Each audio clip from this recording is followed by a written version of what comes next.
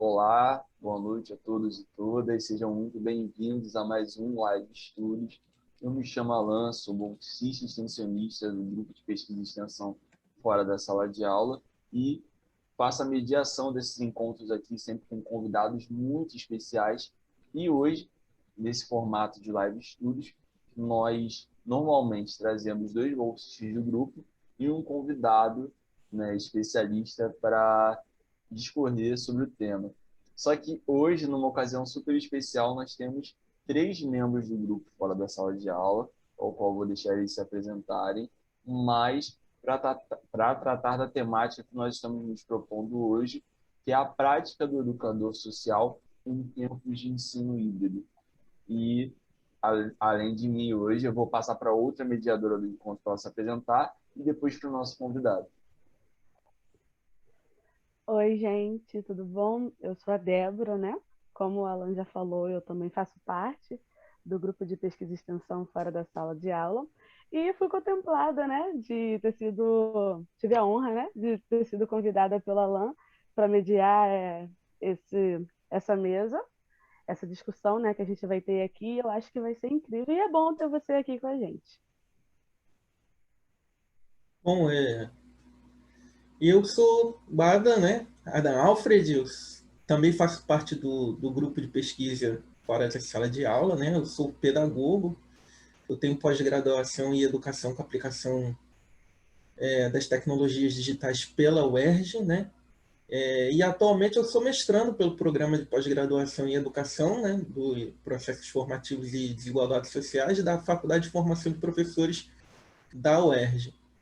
E atualmente eu atuo como professor de informática e multimídia, professor de informática e multimídia do projeto social IACOM, e sou consultor técnico e pedagógico de algumas instituições aí que precisam de ajuda com as novas tecnologias digitais da comunicação e informação. Perfeito. E o Adam está com a gente nesse encontro, né, para a gente tentar refletir alguns aspectos teóricos, né, acerca desse tema e também alguns aspectos práticos, enquanto alguém que pesquisa nessa área, alguém que está acompanhando mais aprofundadamente esses estudos. E em todo o Live Studios, ou melhor, em todas as lives do Fora da Sala de Aula, a ideia é que a gente tenha um diálogo amigo aqui com vocês e também tem uma base teórica por trás. E hoje a nossa base é um texto chamado Metodologias e Modelos de Ensino Híbrido na Educação, do professor José Moran. E esse texto está disponível na nossa plataforma Socializando Pedagogias. E em alguns momentos dessa discussão ele pode aparecer, mas ele é mais uma base, né, para a gente compreender melhor os assuntos que o Adam vai expor e que a gente vai comentar aqui, e para você ficar por dentro. E como eu tenho certeza que na sua vida você já viu um vídeo no YouTube, você sabe o que eu vou te pedir agora, não sabe? Momento Dora Aventureira.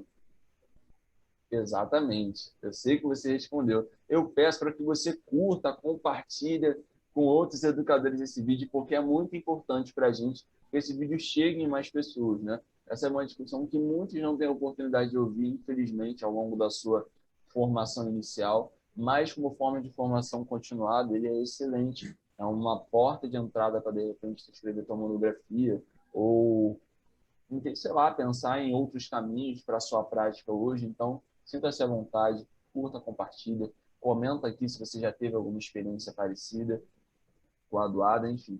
O seu comentário é enriquecedor para nós. E, Ada, para iniciar essa discussão, eu gostaria de te perguntar, assim, enquanto um aspecto teórico, o que a gente está chamando de ensino híbrido? Porque eu tenho a impressão que hoje, né, devido a esse contexto em que nós estamos vivendo, né, da pandemia, parece que o ensino híbrido ele meio que se banalizou, ou a ideia de ensino com tecnologia se banalizou e se tornou necessária, né?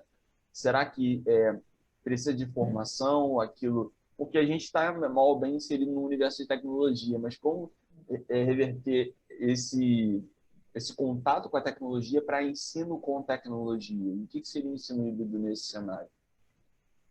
É, isso daí, isso que você falou é muito importante, porque muita gente faz confusão do que é e o que não é ensino híbrido.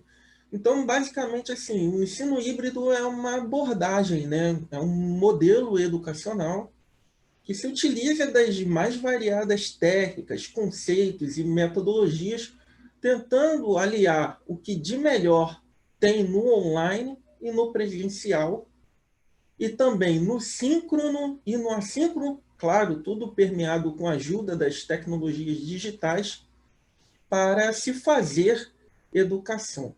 Então, assim, da mesma forma que existe o ensino tradicional, que existe o EAD, né, como modalidade de ensino, como existe a educação problematizadora, o ensino híbrido também é um modelo, né, é uma abordagem educativa. E da mesma forma que a gente não consegue, né, fazer EAD da noite para o dia, você não se torna educador de EAD, né, de ensino à distância, da noite para o dia. Existe toda uma literatura, existe toda uma estrutura, existe toda uma formação que o profissional precisa ter para poder entender como se dá o EAD, para poder atuar. A mesma coisa é o ensino híbrido, não é diferente, né? Precisa-se ter um entendimento, se apropriar de uma literatura, entender as metodologias e as tecnologias para poder ser um profissional que consiga atuar bem com o ensino híbrido. Mas isso não significa que ele não pode já ir aplicando muitas coisas, muitas técnicas ao longo do tempo. Mas o ensino híbrido é como se fosse um ecossistema educacional que nos ajuda a fazer educação.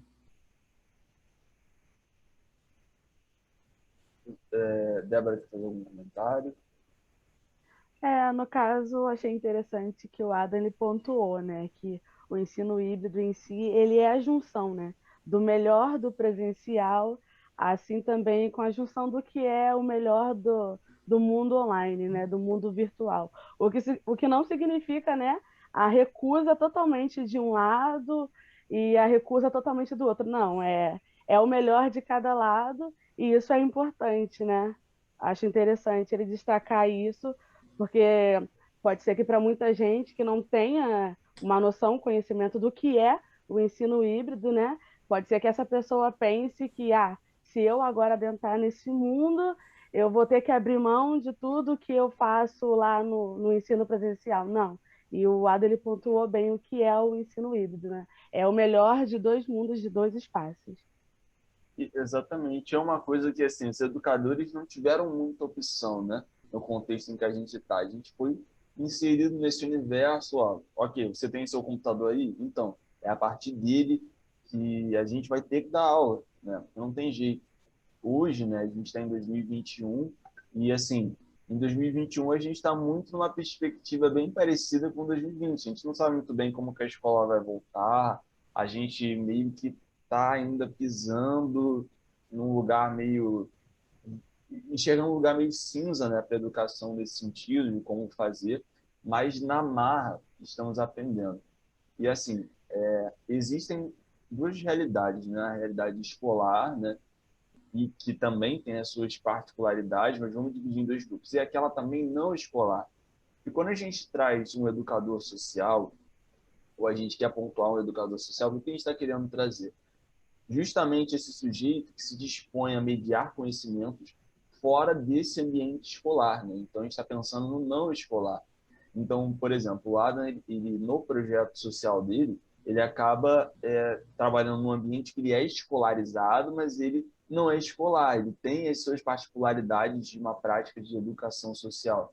E aí, Adam, eu queria assim, te ouvir na sua experiência de como que tem sido, assim, no seu olhar de educador e daqueles que você observa, principalmente, como que tem sido essas experiências, quais são as demandas que têm aparecido com relação a educadores e educandos, com relação a essas práticas de ensino híbrido que passaram a vigorar na educação, tanto escolar quanto não escolar.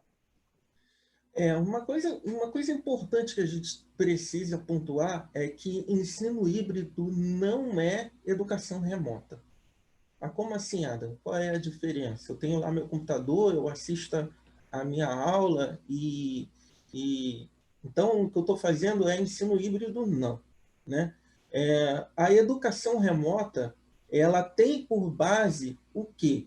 Reproduzir tudo o que acontece na sala de aula no online. Então, isso já não é ensino híbrido, porque o ensino híbrido é uma outra perspectiva. Então, o que acontece? Quais são assim, os problemas que a gente vê no ensino remoto? Muitas vezes ele não tem uma metodologia voltada para isso, é apenas uma aula expositiva através de, um, de uma videoconferência, né? Ou é um vídeo colocado no YouTube. Muitas vezes não existe recursos digitais, né, para isso, não existe uma plataforma, o aluno não pode responder uma pergunta feita ali na hora, ou um trabalho enviado, né, através da internet. Né? Muitas vezes não existe nenhum tipo de relacionamento, né? A coisa é muito comum no ensino remoto os professores ficarem desliga o microfone, porque o professor tem que passar, todo mundo tem que ouvir, e isso acontece demais. Os meus filhos estão vivendo isso, né? O professor ali e a informação parte dele para os alunos. Então, nada mais é do que uma reprodução das dinâmicas que são feitas dentro da sala de aula, só que dentro da internet, dentro das redes, utilizando as tecnologias digitais. Então, isso não é ensino híbrido, isso é uma educação remota. E para ser ensino híbrido, ele tem que ter algumas características, né? Ele precisa ter alguns preceitos importantes. Então, por exemplo, no ensino tradicional, o objetivo a educação ela tem como foco o ensino, só ensinar. Já no ensino híbrido, a ideia é o quê? É aprender fazendo, né?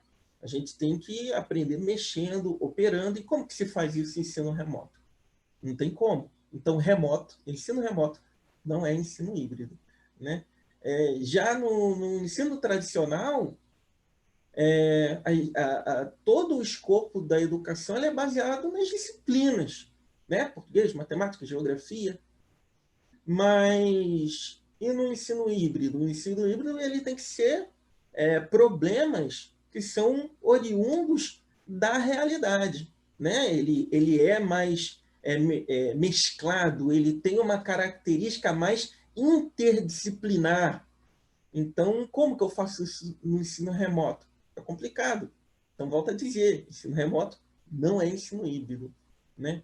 Já no ensino tradicional, a gente tem uma avaliação que ela é mais tradicional, ela é mais somativa, enquanto que no ensino híbrido, o objetivo dele é ter uma avaliação formativa, uma avaliação que veja o indivíduo como um todo, o indivíduo como processo. E muitas vezes no ensino remoto, o aluno faz uma provinha, né? Ou uma prova no meio, usando as redes, ou tenha uma prova que ele vai lá na escola fazer, uma prova ou um teste. Então, assim, é um problema muito sério, né? E é um problema que ele surge por quê? Porque o avanço, né? A necessidade de atualização, ela foi muito repentina. Todo mundo teve que se adaptar de uma hora para outra. Então, tudo bem, a gente não pode parar, vamos tentar fazer educação. Legal. O que se tinha era um ensino remoto, tudo bem, é o que deu para se fazer. Mas a partir de agora a gente precisa ampliar, a gente precisa se aprimorar. É uma coisa que eu falo sempre para os nossos alunos, né, que nas aulas de informática, que informática, né, vem dessa aglutinação de duas palavras, né, informação mais automática, né? E a gente que é professor e educador, a gente também precisa estar informado e cada vez mais se apropriar desses conhecimentos rapidamente, porque o mundo está aí, as coisas estão mudando. E o ensino híbrido pode ser uma forma de nos ajudar a fazer a educação de uma forma muito mais eficiente, de uma forma muito mais contemporânea, aliado a esse contexto cibercultural que a gente está vivendo, né? De uma forma muito mais significativa e que a gente possa romper com os modelos tradicionais que muitas vezes não ajuda os nossos alunos a se apropriar dos conhecimentos que são aí colocados pelos currículos, conhecimentos que são importantes, mas que muitas vezes se apropriar desses conhecimentos se torna muito difícil, porque o mundo é outro. Então, se o mundo hoje é outro, a gente precisa de uma outra forma de se fazer a educação.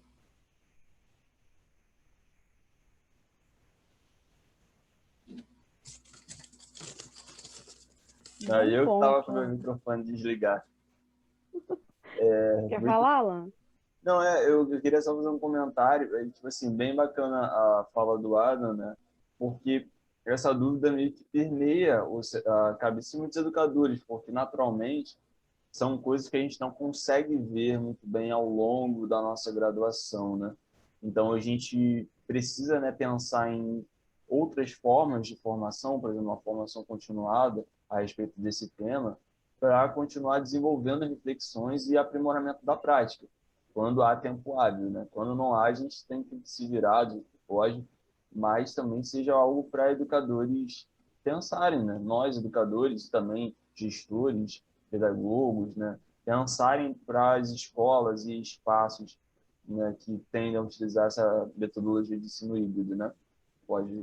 Isso que você falou, Alan, é muito importante. A requalificação, né, o reskilling, a aprendizagem continuada do profissional é importantíssima. A gente não pode ficar parado no tempo, né? Eu costumo fazer uma analogia, né? Meu avô, ele foi relojoeiro por muito tempo. E ele sempre amou muito a profissão dele. Só que chegou uma hora que meu avô ficou sem trabalho, porque hoje ninguém mais usa o relógio mecânico, né? O relógio de engrenagem com corda e por aí vai embora. Então, por mais que meu avô exercesse a profissão dele, chegou uma hora que as coisas mudaram. E ele não pôde mais consertar o relógio porque ninguém mais tinha relógio. Então, por mais que eu goste, vamos supor, de bondes e queira andar de bondes, não adianta, porque eu vou chegar na rua e eu não vou ter bondes para andar. Não sei se eu for lá, quem mora no Rio de Janeiro, eu não sei se eu for lá para Lapa. Durante muitos anos, para atravessar do Rio para Niterói, para São Gonçalo, a gente só podia usar balsa. Hoje, por mais que eu queira usar balsa, acho que nem existe mais isso. Vou ter que pegar a ponte Rio-Niterói. Então, assim, o tempo está mudando, né? Novas coisas estão surgindo. E se apropriar desse modelo, se apropriar das tecnologias que estão surgindo, pode nos ajudar bastante num novo processo de se fazer educação. E é importante se apropriar, por quê? Até que para a gente não seja levado por modelos que muitas vezes não nos auxiliam nas relações de ensino-aprendizagem, ou até que a gente caia em armadilhas. Por que eu digo isso? Porque existem muitas empresas, né? Existem muitas instituições, inclusive internacionais, que estão aqui no Brasil, que tentam vender alguns modelos ou tecnologias educacionais como se fosse a solução de todo o problema da educação, né? E a gente vê que muitas vezes essas instituições, a única coisa que está preocupada é em gerar lucro, em gerar dinheiro, né? Para as suas próprias instituições, e não fazer necessariamente educação. Então, por isso que é importante a gente entender isso, para que a gente tenha um olhar crítico e que a gente possa fazer a educação da melhor forma possível, e não necessariamente sendo levado por uma corrente ou por uma onda, que é o que muitas vezes acontece. Que o trabalho do professor, seja ele no espaço escolar ou não escolar, seja um trabalho crítico reflexivo, e não necessariamente um tutor, né? Não necessariamente um reprodutor de sistemas que já vêm prontos, de conteúdos que já vêm prontos, que eu vou apenas aplicar aquilo ali na sala de aula. Isso não é nem ser professor. Então, por isso que é importante a gente se apropriar para que o nosso trabalho possa ser crítico e reflexivo, e que a gente faça educação, e não meramente sejamos reprodutores de conteúdo.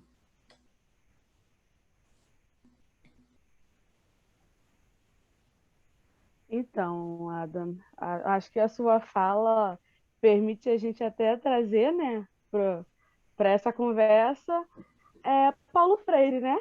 Que até então, nesse ano, a gente faz aí, tá comemorando, né, o centenário de Paulo Freire, e essa questão que você falou, né, do professor, de ter o cuidado, para o educador não ser somente um reprodutor, é, Paulo Freire já vai falar há muito tempo, né, sobre essa questão, né, do ensino, né, do aluno não ser visto apenas como alguém que está recebendo, e o professor como alguém que está transferindo o conhecimento.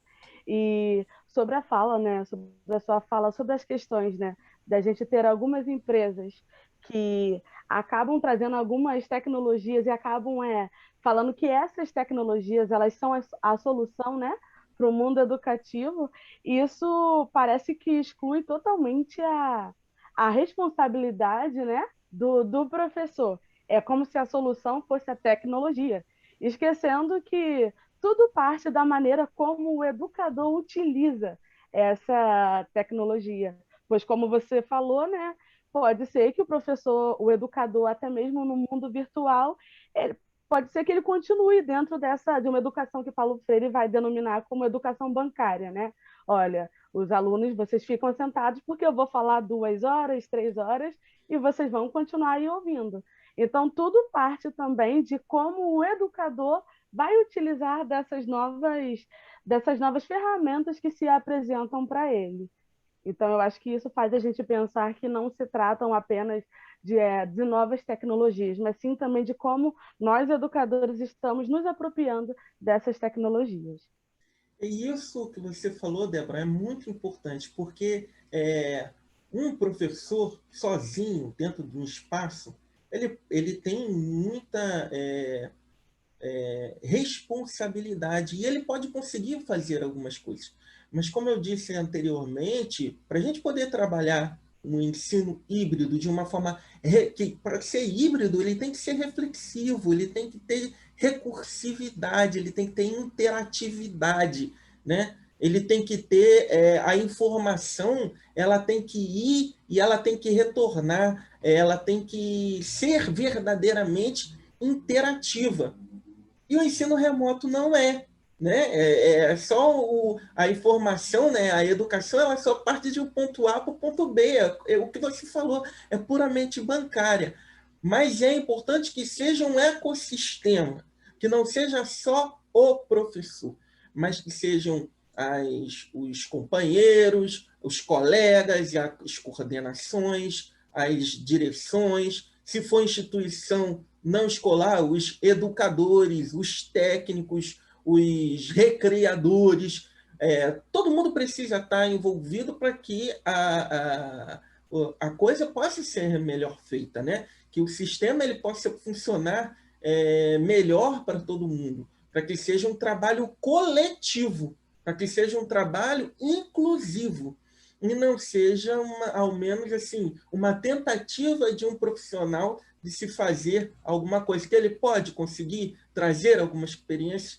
Pode, mas vai ser um processo muito mais difícil do que se você tem uma equipe inteira engajada, imbuída, uma equipe inteira formada, tentando fazer um trabalho diferencial, um trabalho para poder fazer aquilo que a gente mais quer, né? Aquilo que nós, educadores, mais queremos, que é fazer educação, e não criar reprodutores de conteúdos e não criar alunos que sejam alienados, alunos que não estejam dialogando com o mundo que eles vivem. Então, eu acho que é muito isso mesmo que você falou. Foi ótimo você ter trazido Paulo Freire. Eu gostaria também de falar se é incrível a pontuação da Débora, né, quanto ao Paulo Freire. Realmente é pensar na tecnologia como uma ferramenta, né? E é o professor que vai utilizar essa ferramenta para atingir o seu objetivo pedagógico. E eu gostaria agora, nesse momento, também de reforçar, pedir para a galera curtir, compartilhar. Comenta também essas experiências, o que você está achando, quer fazer alguma contribuição. A gente fica de olho no chat, a gente gosta muito de ter o feedback de vocês, até mesmo para um eventual tema, né, para a live. Então, se você tiver alguma sugestão de tema também, nós iremos gostar muito de ler a sua sugestão e, quem sabe, promover um debate acerca disso. Agora, né, eu gostaria já, né, de fazer só uma última pergunta para o Adam, né, ainda nesse bloco. Eu queria, Adam, que você tocasse um pouco desse aspecto, falando um pouco da sua trajetória também, enquanto a sua formação docente inicial e continuada e as tecnologias. Como que elas vão aparecer na sua vida e como que elas impactam hoje no seu ofício, né? Você consegue pontuar isso para mim? Não sei se fica muito complexo. Não, é interessante. Quando eu fui para Desde pequeno, eu sempre quis ser professor, né? Sempre tive muita vontade de ser professor. Minha mãe era professora, foi professora durante muitos anos no CIEP, a professora da rede pública de ensino da Prefeitura do Rio de Janeiro. E quando eu fui para o segundo grau, a minha intenção era fazer normal, era fazer a escola normal. Minha mãe tinha feito normal em Madureira, ali no Carmela Dutra, e a minha intenção era fazer o normal, né? Ela tinha feito aquilo para poder ser professora e eu pensei da mesma forma. E quando eu contei para o meu pai, né?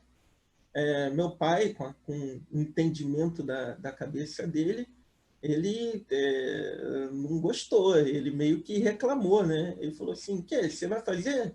Vai fazer normal? Não sei o que. Aí tinha um grande amigo meu que está comigo até hoje, a gente sempre se fala, um amigo, irmão, estava junto ali na hora, e aí meu pai perguntou, e seu amigo, o que você vai fazer? Ele perguntou para ele. Seu Jeffrey, eu estou pensando aqui em fazer processamento de dados. Aí ele virou para mim e falou assim, aí, viu? Teu amigo que é inteligente, vai fazer processamento de dados com ele. E fui. E acabei entrando na tecnologia, né? Acabei me apropriando do mundo tecnológico ali naquele espaço. Mas não era. Aprendi, lidei, adoro, trabalho com tecnologia até hoje, mas a minha vontade era ser professor. Então, quando eu fui para a universidade, por um monte de vários outros fatores, eu acabei escolhendo a Universidade de Pedagogia, né? O curso de Pedagogia.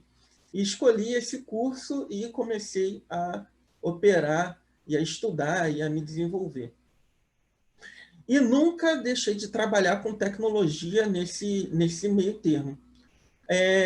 Quando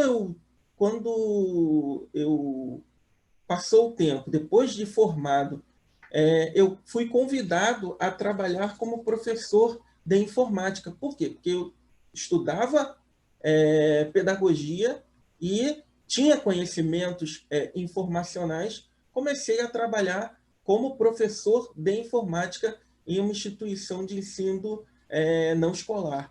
E aí, o que acontece? Como passou o tempo, eu comecei a sentir que eu precisava me apropriar de conhecimentos mais aprofundados, porque meu trabalho sempre foi muito elogiado, mas eu sentia que estava faltando alguma coisa, que eu precisava de mais. E aí eu fui procurar a UERJ, a pós-graduação, e eu fiz uma especialização em educação com a aplicação das tecnologias digitais. E ali foi algo que abriu para mim um mundo, porque antes eu fazia um trabalho que era empírico, né? Que eu tentava juntar os meus conhecimentos pedagógicos com os conhecimentos tecnológicos, mas na UERJ não. Eu tive a oportunidade de juntar, de vir com essas informações acadêmicas e poder dar um up no meu trabalho. E ali é uma guinada de 180 graus. E aí um trabalho que sempre foi muito bem elogiado, se tornou muito significativo para os alunos até hoje e para as instituições que eu tenho a oportunidade de trabalhar. Porque é aquilo que eu falei no início. A gente precisa se atualizar, a gente precisa compreender e entender, porque se a gente quer trabalhar com educação e tecnologia, toda hora dentro da educação surge alguma coisa nova e interessante. Toda hora dentro do mundo das tecnologias, e de uma maneira muito mais rápida, da noite para o dia, está surgindo coisas também. Então a gente precisa estar sempre aí se atualizando, compreendendo e sempre tentar trazer essas novidades para os nossos alunos, porque eles estão inseridos nesse mundo cibercultural, né? E isso é muito significativamente, desculpa, isso é muito significativo para eles. Então, eu entendo que é dessa forma que a gente precisa fazer educação. Exatamente, né? E educadores serão educadores em qualquer tempo histórico, né? Mas as ferramentas mudam, né? Isso que é importante. Essa questão que o Adam está tocando é muito importante. E por trás disso vai haver toda uma prática, né? Sobre a educação que é importante que o educador tenha em mente, uma metodologia. E aí, pessoal, a gente vai terminar essa primeira parte do encontro e vai para uma segunda parte, onde o Adam vai responder algumas perguntas bem especiais acerca do tema, né, para ele desenvolver um pouco mais.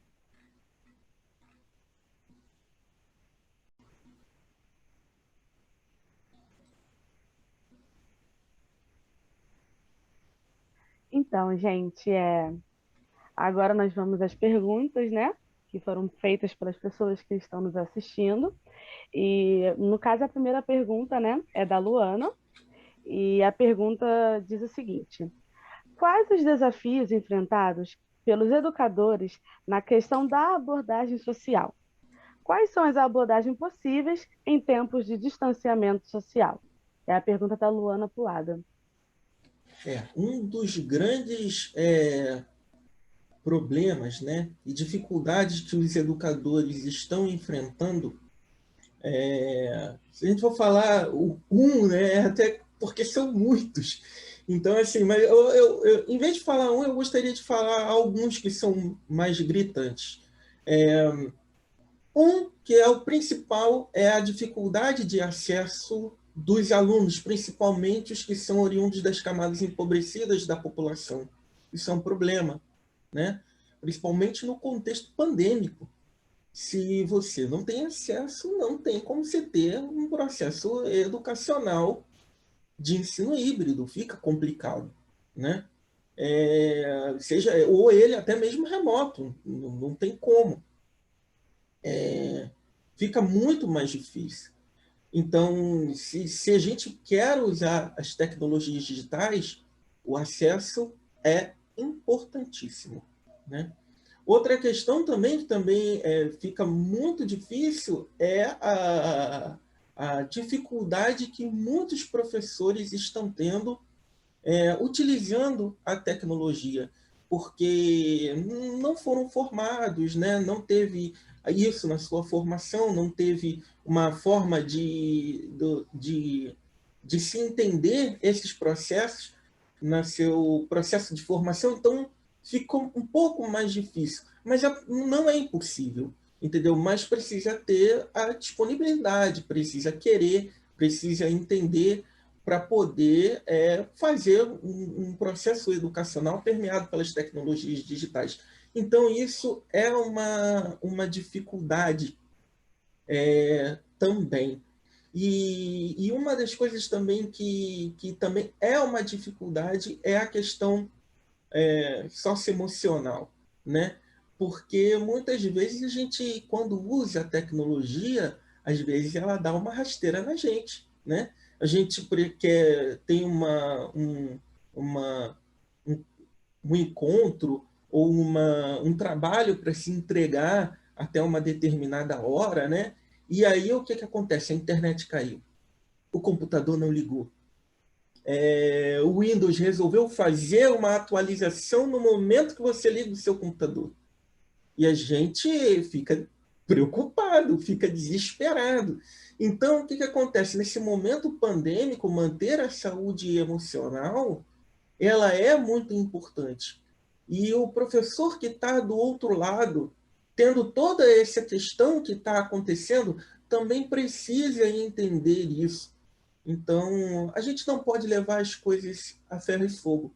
A gente tem que ter aí uma maleabilidade, a gente precisa ter uma inteligência emocional para entender que muitas vezes a tecnologia não ajuda, ou algumas coisas eu não sei fazer, algumas coisas eu não entendo, e aí tem que ter calma, tranquilidade, para a gente poder entender, esperar, ou se a conexão não pegou, esperar ela voltar, sem a gente entrar numa espiral de sentimentos que não vão ajudar a gente no processo educacional. Não significa que é fácil, mas é extremamente fundamental. Eu acho que são 3 problemas que têm ocorrido muito durante esse período, principalmente durante esse período pandêmico. Ótima resposta, Adam. E a sua fala, né, sobre essa questão, né, do socioemocional é importante. E eu acho que só contribui muito para aquela ideia, gente. Olha, o educador, ele não é um super-herói, ele não sabe de tudo. A gente, como o Alan falou no início, a gente está se adaptando, né, a esse novo mundo. Então, é importante o próprio educador reconhecer isso, né? No caso, a outra pergunta, né, é do Xará, né? Ali, eu acho que é parente do Alan, né? O Rafael Navarro. E a pergunta dele é a seguinte: a expansão e a naturalização do ensino híbrido durante a pandemia podem ajudar no avanço de tais modelos, mesmo em tempos normais, de modo a precarizar ainda mais a atuação e a seguridade da profissão docente? Nossa, isso é muito sério. Excelente pergunta. Eu vou num outro ponto, tá? Eu não creio que o ensino híbrido tenha sido naturalizado, não. Há avanços, mas ele ainda não está naturalizado, tá? É um processo que a gente está vivendo, um caminho, mas não está naturalizado, tá? Ainda a gente tem um longo caminho a percorrer. Mas uma coisa que aconteceu com o EAD, que é um modelo de educação à distância, né? Foi aquilo que eu falei. O ensino híbrido não é uma metodologia, não é. Apesar de alguns a tratarem como metodologia, ele é um guarda-chuva muito maior. E dentro do ensino híbrido tem as metodologias ativas, tem a necessidade de se ter plataforma, tem toda uma construção metodológica, de pensamento, de teorias, de autores que balizam o que é o ensino híbrido. Então, o que acontece? Dentro do EAD, que é uma outra modalidade de ensino, isso aconteceu. Isso aconteceu e vem acontecendo, né? Que é um professor para tratar com mais de 100, 200 alunos, né? Utilizando-se de plataformas digitais para poder economizar com espaços, com salas de aula, é uma tentativa de automatizar muitos processos que não devem ser processos automatizados, tem que ser processos humanizados, porque educação tem que ter gente, né? Tem que ter troca, tem que ser, tem que ter construção, né? Tem que ter interatividade entre os seres humanos. Então, assim, isso aconteceu com o EAD. Com o ensino híbrido, eu acho um pouco mais difícil, mas pode acontecer sim. Eu acho que pode acontecer, mas eu acho um pouco mais difícil. Por quê? Porque eu não tenho como fazer ensino híbrido com 100 alunos. Impossível. Como que eu vou ter interatividade? Como que eu vou ter troca? Como que eu vou ter processos educacionais construtivos? Como que eu vou conseguir avaliar? É muito mais difícil. Muita gente tem chamado, por isso que fica a minha crítica, né, que processos educacionais utilizando a internet, utilizando uma plataforma, utilizando uma sala, né, como essa que a gente está usando, chama de ensino híbrido. Não é. Não é. Isso é ensino remoto. Se a gente não tem possibilidades amplas, se não é um espaço de troca, se não é um espaço de recursividade, como que vai ser ensino híbrido? Isso não existe. Então, por isso que é importante a gente debater isso, falar sobre isso, para que eu, enquanto educador social, ou eu, enquanto professor, chegar e poder falar, não, tá, beleza, mas isso que você está falando não é ensino híbrido, isso é educação remota. Inclusive, é bom a gente falar sobre isso, Débora, porque é o seguinte, às vezes, algumas instituições, principalmente nesse momento, tem um momento que o aluno está em aula e tem um outro grupo que em aula presencial e tem um outro grupo que está online. Aí chamam, porque tem um grupo que está online e um grupo que está em aula, chamam de ensino híbrido, ou chamam que está no momento híbrido. Não é um nome muito adequado a se usar. Sabe por quê? Porque se ele é híbrido, o que ele está fazendo em aula, e se ele voltar para o presencial, ou vice-versa, essa continuidade educacional, ela precisa ser perene. Ela tem que ter uma metodologia e todo um entendimento de como a educação está sendo feita, né? Um acompanhamento do aluno para que não seja assim, agora ele está online, agora ele está presencial, ou tem um grupo que está presencial, ou tem um grupo que está online. Isso não é híbrido, a gente pode chamar de escalonado, misto, entendeu? Mas não é um processo híbrido, porque muitas vezes ele não é um processo na qual o aluno esteja sendo acompanhado em toda a sua complexidade. Não. Tá o professor dando aula e ele recebendo conteúdo. Tá ele botando a sua matéria dentro de uma plataforma de vídeos e o aluno aprendendo. Mas não existe um acompanhamento, não existe um entendimento se aquele aluno está aprendendo verdadeiramente ou não. No ensino híbrido eu consigo fazer isso. No ensino remoto, não. Porque o ensino remoto nada mais é do que tentar reproduzir o tradicional aqui no online. Então, por isso que eu acho difícil ter essa precarização, porque a gente tem que ter professor. Tem que ter professor preparado e tem que ter profissionais que auxiliem os professores a fazer educação. Mas é possível que isso ocorra. É possível que isso ocorra. Por isso que é importante, nós profissionais da educação, que temos a intenção de trabalhar com tecnologia, a gente entenda bem todo esse ecossistema, para que a gente possa fazer frente e não permitir que esta situação seja precarizada. Porque, se for, quem vai sofrer são os professores, quem vai sofrer são os alunos, e a gente não vai conseguir fazer o que é primordial, que é fazer educação. Perfeito, Adam. Foi muito enriquecedor ouvir suas contribuições. Eu acho que esse seu manifesto é muito importante, né? E eu adicionaria só mais uma coisa, assim, né? Que é assim, os professores bem preparados e também bem remunerados, né? Porque os professores também trabalham muito nessa condição, né? A gente agora entra numa seara que, tipo assim, realmente sem informação, mas, caraca, ralando muito e, né, se dedicando muito, porque é uma coisa muito complexa, né? Educar dessa forma.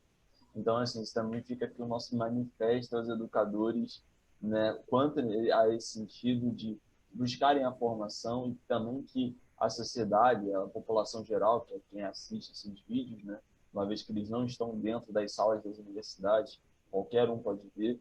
Agora, no momento de jabá, porque esses vídeos estão no YouTube, né, estão no nosso Facebook, então peço que você curta, compartilha, e isso é muito importante para a gente, porque os professores, né, nós, educadores, estamos caminhando nisso, buscando aprender, buscando se formar e se adaptar a essas novas tecnologias na educação de forma a ter novas ferramentas para fazer a nossa mediação. E E isso, Alan, que você está falando é tão sério, porque, assim, os professores nesse momento, tá, estão sendo verdadeiros heróis, estão sendo verdadeiros guerreiros, tá? É importante a gente firmar isso e não, digamos assim, não colocar uma culpa em cima. Não estou falando que ninguém falou isso aqui, mas às vezes surge esse discurso e a gente precisa firmar isso, entendeu? Mas também é responsabilidade das instituições, é responsabilidade do governo, é responsabilidade de todas as esferas governamentais, tanto federal quanto estadual, quanto municipal, formar os professores para essa realidade. Entendeu? Eu gostaria de falar isso porque uma escola que eu presto serviço, né, uma consultoria, eu vi uma vez um professor entrando no verdadeiro desespero. Essa é a realidade. E ele gritava, e ele urrava, porque ele não estava conseguindo usar as tecnologias. Entendeu?